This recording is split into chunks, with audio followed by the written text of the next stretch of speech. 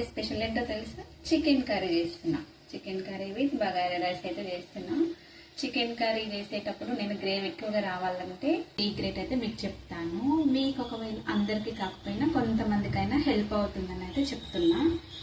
మీ ఇంటికి ఎవరైనా ఒక 2-3 చుట్టాలు వచ్చినా కానీ, అంటే ఇంకా ఫ్రెండ్స్ వచ్చినా కానీ, మనం ఫ్రై చేసినా కొంచెం గ్రేవీ ఇష్టపడే వాళ్ళు ఉంటారు కదా, వాళ్ళ కోసం అయితే బాగా హెల్ప్ అవుతుంది. నేనైతే ఇలా పెరుగు, కారం, మసాలా, సాల్ట్, పసుపు అన్నీ వేసి ఇలా మిక్స్ చేస్తాను అనమాట.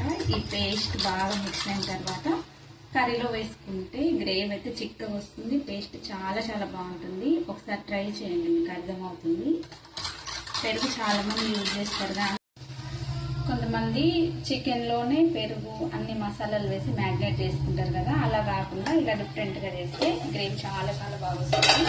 ఇంకా డైరెక్ట్ వేసి కలుపుతాం కాబట్టి మాడిపోతుంది అనమాట. ఆ ప్రాబ్లం ఏం లేకుండా ఇలా మొత్తం కలిపేసుకున్న తర్వాత ఇందులోకి వేసుకోవాలి.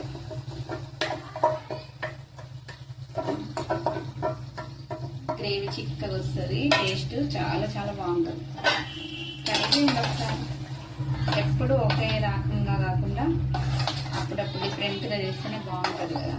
నాకైతే చాలా ఇష్టం అనమాట అట్లా చేయడం.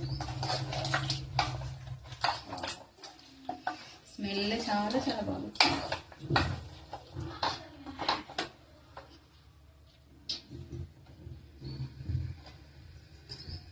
సూపర్.